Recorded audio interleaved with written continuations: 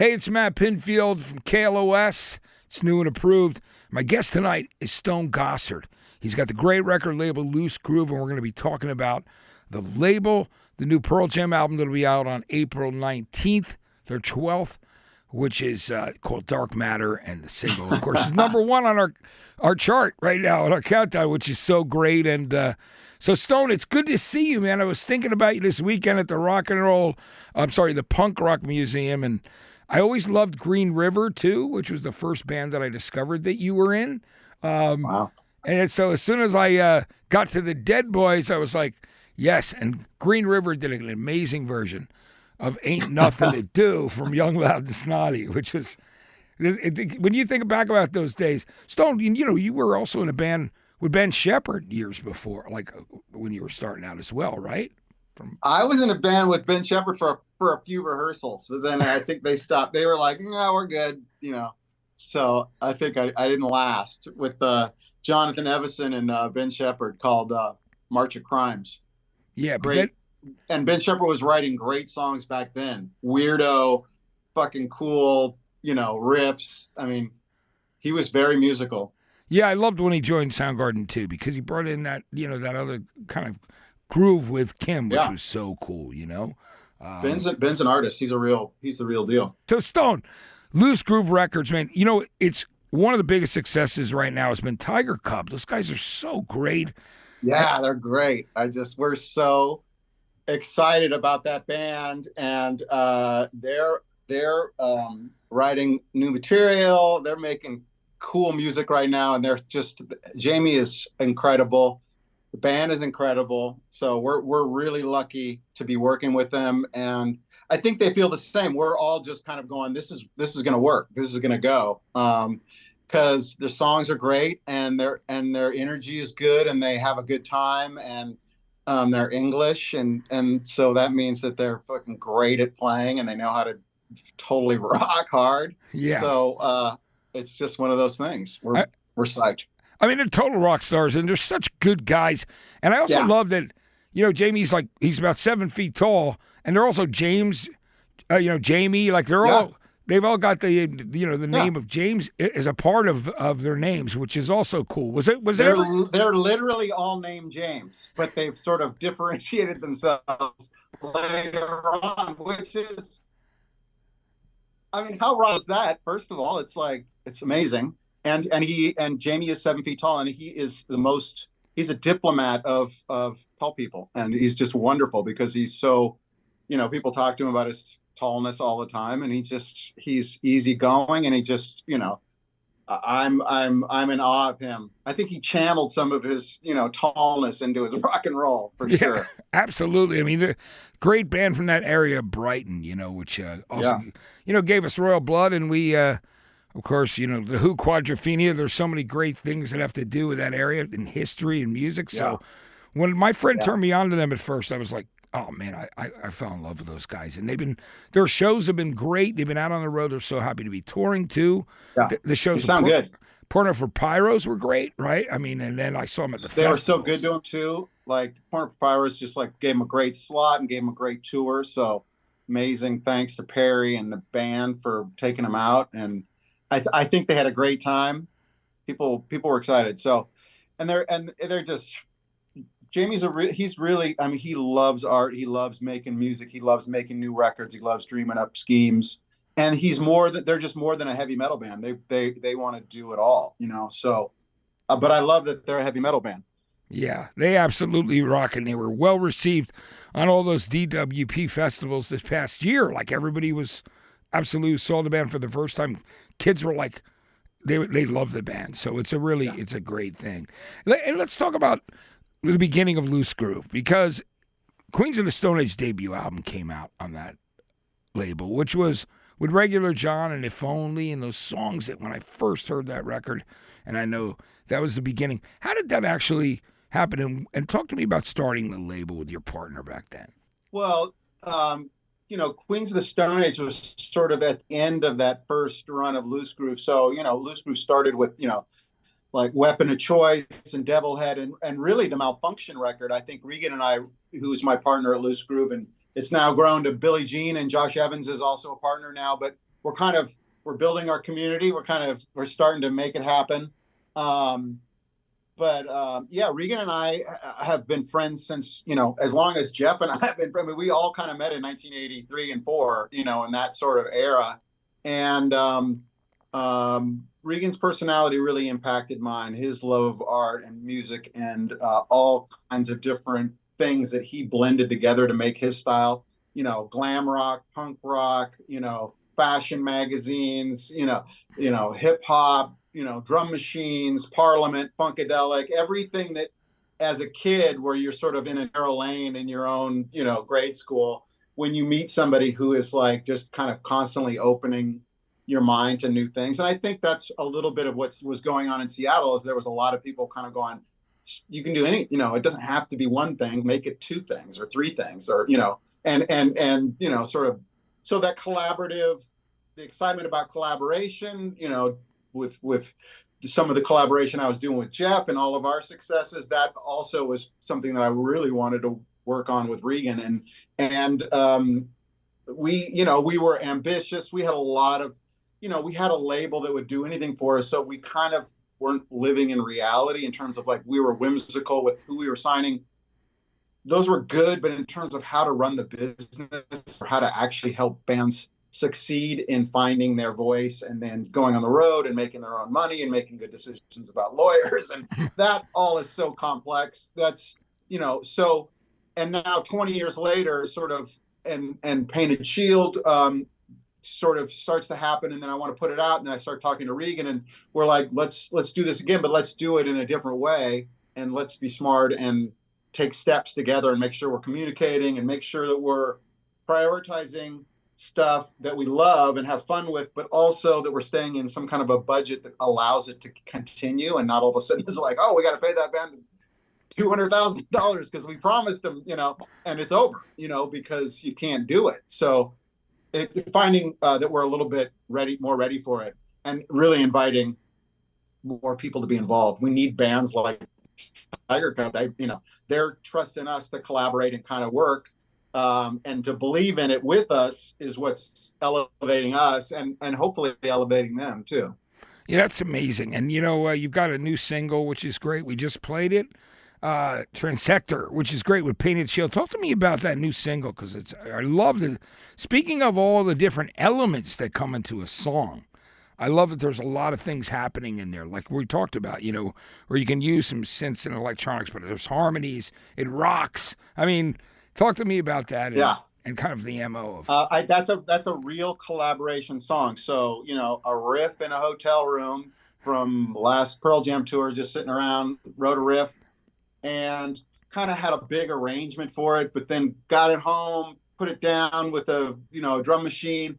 And then Josh and I just started saying, well, what if not this part? What about this part? What about not this, some of this? What about, and then we just started kind of moving stuff around and then we invited, Mason and Brittany and Matt to kind of and Jeff Fielder to kind of interpret it however they, play stuff. And then, so it's a very postmodern, very messing around like, scientist in terms of, but also, getting excited about the sort of 80s-ness of it and sort of saying it, being a little bit abashedly pop about it in terms of the structure and how the lyric sort of lays across the vocal and then building, really finding a spot for Britt to really impact that song. You don't need to find a spot, but when Britt sort of enters, it's like more gravity, more intensity, And I don't know. To me, it's like it feels like a Black Eyed Peas song or something like that. Like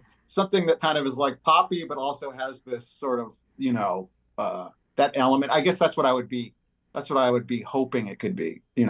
Yeah, it's kind of rock still. It has like kind of a Queen moment, or not Queen, but like this outro that's kind of 70s in a way, and kind of I don't know. Jeff Fielder just shredding on guitar in there too. Yeah, it's got all those great elements in it. It's really cool.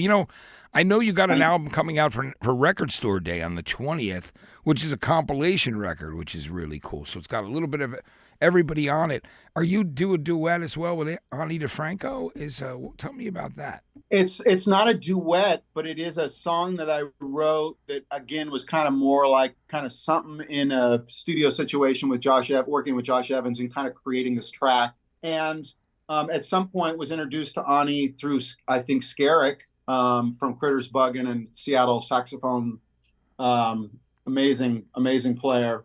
And we sent Ani the music. He said, maybe you should do something with Ani, or and I sent her the song, and Ani sent that, maybe there was another song we did. So this will be the second one we did together. And it's really great. And I don't know that we've ever actually been in a room together, but we've now collaborated on 2 songs, and I'm thrilled with the outcome of it. It's cool. It's a different kind of track for me, and I think it maybe even is a different kind of track for her as well. So I think that's great. And you're Johnny Polonsky, I'm really happy that you signed him as well, and a new record is coming. I think it's called is it Supernatural Radio? I know. Or what's the last word? Yeah. It's coming this summer. He's my neighbor Supernatural now. Radio's the one that's coming.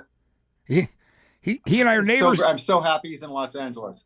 So he and I are gonna go. We ran into each other, and I was like, Johnny, what's going on? And we hadn't seen each other in years. So we're planning on having coffee and hanging out because we're like, oh, great. We live like 3 minutes. He's a pro, and to work with Johnny is really an honor. He's a great songwriter, but a really great player and can play anything. And we're so lucky. We've done a few of these Loose Groove review shows where a lot of the bands play, but we kind of use the same backline, and so there's a lot of sharing. And Johnny's been playing with Mason Jennings, and he played with another act that we have called Zozier. A guy named Zozier, who they did a Chris Cornell cover that was great. So he's really cool to work with, and he's a veteran. I mean, he's he's doing that stuff with Timmy from Rage as well, which is really cool. So he's got a lot of stuff going on. I really enjoy working with Johnny. Yeah, he's great. Now Mason Jennings has a record coming too, right? Of covers. Can you talk to me about that? It's the best. Yeah, I want to hear that. Here's the story from Mason, which Mason, I don't know if you don't know who Mason is. He's an amazing folk singer, and he inhabits elements of that Dylan type delivery where you can like captivate people with this sort of storytelling, and his tone and his relaxed, intensity in his folk songs are amazing. He's a great songwriter and a great singer. But he kept seeing things about all the, I think he said that he was watching some documentary about all these old cool musicians and their sort of their icons they listen to, and it's always fat stuff, old school amazing players. And he was like, who are my roots? And he grew up in the 80s, and his roots were MTV rock bands like Poison and Rat and Cinderella and Whitesnake and Striper, a bunch of these bands. But he loved Zeppelin and stuff too. But he was 9 or 10 years old learning songs and like falling in love with these tracks, Ozzy, and he made a record of these like really beautiful, like genuine acoustic versions of some of these songs that I just think are totally touching, and they make you rehear those songs in a new way and appreciate them. That there's a lot of heart in those songs, and that he's finding they can be sort of pigeonholed or stereotyped as being sort of less than, but a lot of people were affected by that music, and it's real. It's real for a lot of people. So it's cool, and I love that era too. I mean, I was thrilled. There was times where I was, it's not good, this is great, whatever. But shit, man, who doesn't like Long Cold Winter by Cinderella? Come on. Yeah, right. And it's one of those things too. As we get older, a lot of the attitudes we had at times when we were younger, you revisit songs and you're like, you see it in a different way because you had some time. You know what I mean? Away from, and I think that's a great thing. You know what I mean? Because it definitely opens people's eyes up. They reinterpret. It's cool, right? He really loved doing it. He put a lot of passion into it, and it's a great record. I think people will hear it because they're good. Oh man, the Ozzy song he does on there is beautiful. Really, really great. Which tune does he do, Stone? It just escaped me right as I said it. Yeah. But I'm glad he does a Cinderella song, because the Cinderella thing is, those guys loved blues. They loved everything. Those guys, you know what I mean? Nobody's Fool. He does an amazing job of Nobody's Fool. And it's like you hear the chords, like those are cool chords. Like this is you don't hear it you don't hear it through the time capsule of like watching the video and going, wow, that outfit is fucking a little over the top. Yeah, right, exactly. So you take the song like for the song, right? And different. It makes you rehear it, and it's everyone can use that. Every band is at some point, unless you're the Beatles or Zeppelin, you're going to get dated at some point. Well, speaking of bands who don't get dated, which is great. I mean, and you're talking about Ozzy before.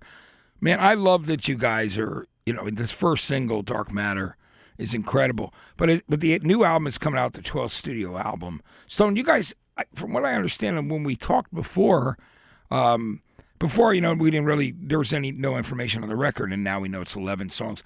How great was it? How was that experience recording with Andrew Watt, who worked with, Eddie on the Earthlings, but also with Ozzy and Iggy and, and the Rolling Stones? Tell me about that experience. I think even more importantly, worked in the pop world and really, and has been very successful, writing songs for all kinds of, Justin Bieber, like a world where, so out of that, I love pop myself. I'm mad for top 40 when it's brilliant. You know what I mean? So I listen and I like the art of pop in terms of the very specific and very sparse presentation of a song that can really make the beat and the lyric come to life in a way that is, some people can really do it well, and he's like that. But he also loves Pearl Jam and loved Pearl Jam as a kid and is a great guitar player and can play all of our songs better than us, knows our history better than us, and had a vision for encouraging us to make a certain kind of record. And he is funny and gregarious and over the top and totally enthusiastic. And I think if we had met him 15 years earlier, we probably never would have worked with him. But the timing of it right now was we were all ready to do something different and to listen to somebody and take in information as a group and kind of go with it. And his enthusiasm for our songs and his ability to get us to play cool shit really quickly and put things together and arrange things and try new things that we haven't tried and to kind of make everybody kind of sound good in the mix. And like, he made us hum. And that's an art, that's a producer art to get the best out of the band. And he's great. And it comes from his excitement about the band and wanting to make a kick-ass rocking Pearl Jam record. And I think he did, And so I feel really like the whole band feels blessed that we got to work with him, and he had an impact on our band. And it's fun to have that happen when we can be sort of, we're just going to do it the way we want to do it. You know what I mean? Like, which can be fine.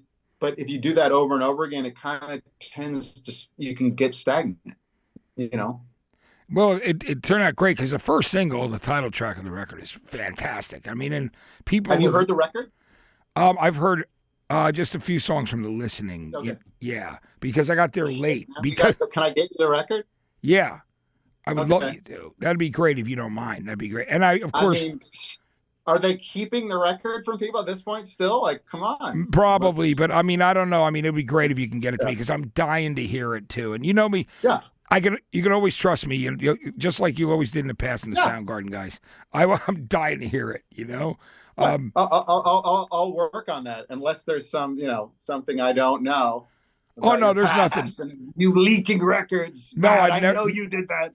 No, I never have. I mean, that's why I still have all these friendships, Stone, with all you guys and everybody, right? Of course. Yeah. No, I don't think anyone's worried. Yeah, I know. So yes. That's a big yes. Yeah, thank you for that. So tell me about Stone. You guys recorded Shangri-La. You guys were coming back and forth. How was the experience when it came to getting in the studio and writing? And what was that? Was it really fun to get together again and have that enthusiasm with him? I know you mentioned that, but was it just? It was literally two sessions. It was 10 days, a year and a half ago, and then a long break, and then we had 2 weeks at Shangri-La, and we wrote and recorded basically everything in those windows, and we would just go in. Andrew would show up in his silk pajamas and his Pearl Jam shirt, which was his outfit every day. He was just like, you know what? I love Pearl Jam. I'm wearing the shirt. We're going to make a great song. Who's got a riff? Whoever has a riff, just throw something out, and then we just start working on it. Okay, how long does it go? Does it need to move? It needs to move. Where are we going to go? Who's got something? And sometimes those things were a little bit more sorted out, but a lot of times we were literally creating it in the moment. And that's exactly what we did with Dark Matter, which was Matt Cameron walks in the studio and he's like, and they're like, well, go out and just hit your drums for a second to make sure everything's working. And he sits down and goes, and you just go, fucking shit, that's fucking cool. That's, my God, that's Matt Cameron playing. And we heard him, and he just sat down and played that beat, whatever that beat is that he's playing on Dark Matter. We're like, oh my God, that's so amazing. That's a freaking song right there. And he played it for a little bit. Everybody took a little recording home.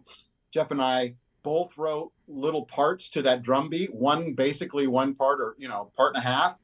And we came back in the next day. Andrew, we just sorted it out. That's the A section. That's the B section. We're going to go here. Who's got a bridge? Mike had a bridge. Done.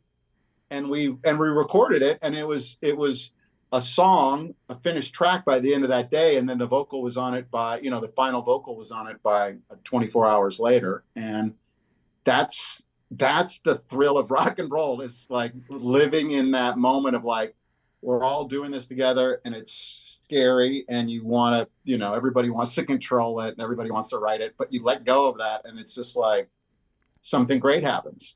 And what's great is that Matt Cameron is an amazing artist, musician, and when he plays freely with his beats and just lets you have it, we can throw some chords over the top of that and make it sound pretty good. Yeah, he's one of the greatest of all time. I absolutely love Matt, and his ability to do so many different things too. But he's one of the greatest drummers. It's so great that when he joined the band, because I thought, wow, this is, and ever since then, it's just, and it made complete sense. And he's one of your brothers and friends for so long, right? So it's, I just love it. I really do. And I mean, he writes other songs and sings. I mean, he can do so many things too, which is, But Dark Matter is kind of his baby. So that's what I'm excited about. Now, those lyrics are amazing too. I love there's with Eddie talking about, paying for someone else's mistake. And I feel like it's the best.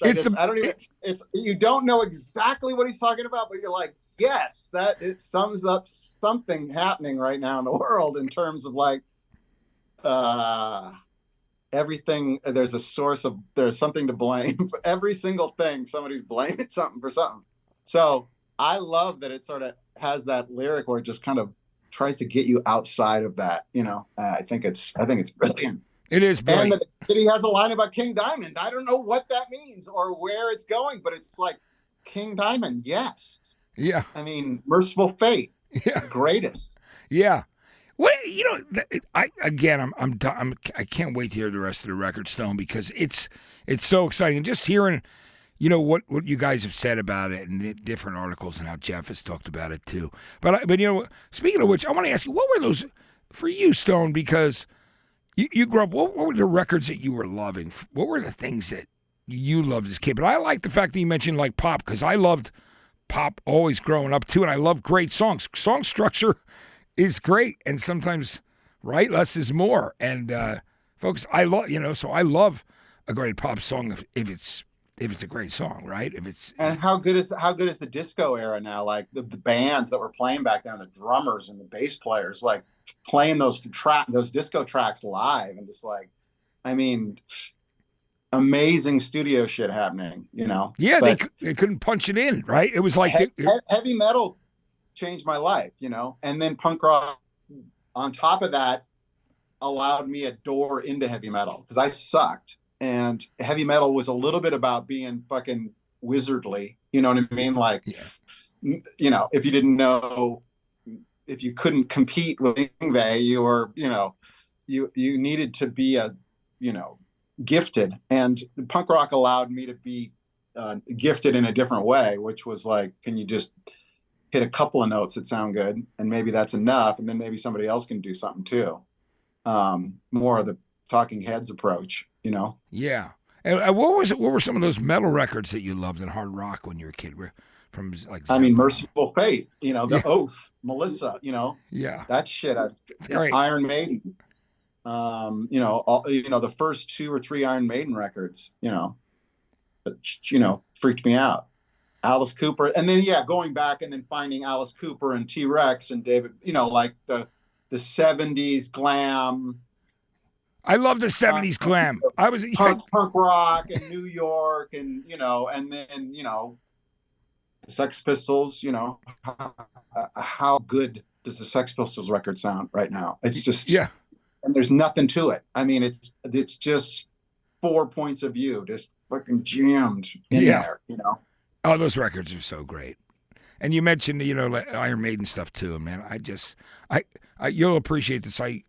Bruce Dickinson told me the story about actually when they asked permission to use The Prisoner, you know, from Patrick McGowan from the TV show.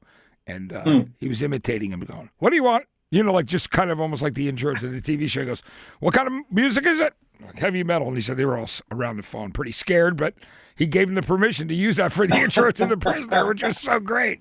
You know, I just love that story. Cause who's the voice that says, "Oh, to you of earth and sea, for the devil knows you"? It's the number of the beast. That's what I want to know. Whose voice is that? I'm going to find out for you. I'm going to ask him. I don't know. That's a pop quiz. Yeah, I got to find out who that is. But I love that stuff. Stone, has it been? You know, we were talking about, you know, like pop and just music in general. How are you about your children? Are they interested in music as well? Or, I mean, they are in a peripheral way right now. They're mostly listening, but they're listening more closely now. I can tell that they're kind of, you know, and they love pop. You know, Marlo, my daughter, is, you know, kind of she likes to DJ, so she's searching the charts and sort of trying out numbers on me in the morning in the car, like, you know, what about this one? So we're on to some. We like the new Selena Gomez single. That's kind of a jam. It's better.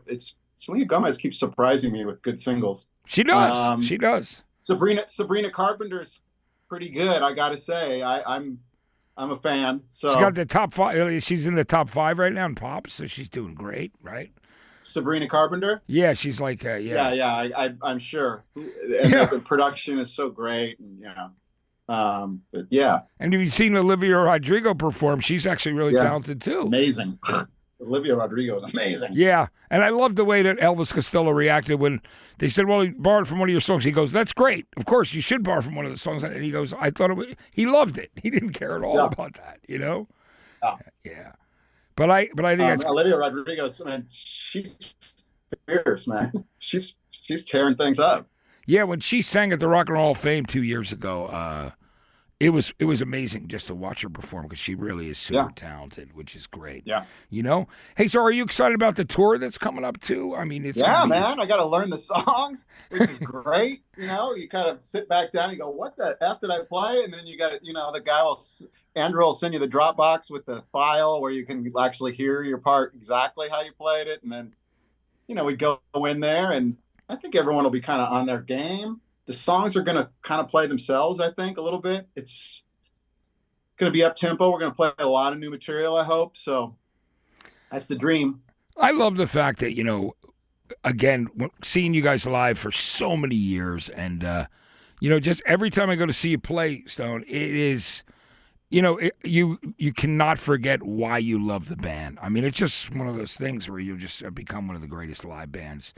And I love that you change your sets, you know, pretty much every night. I mean, really, and switch things out.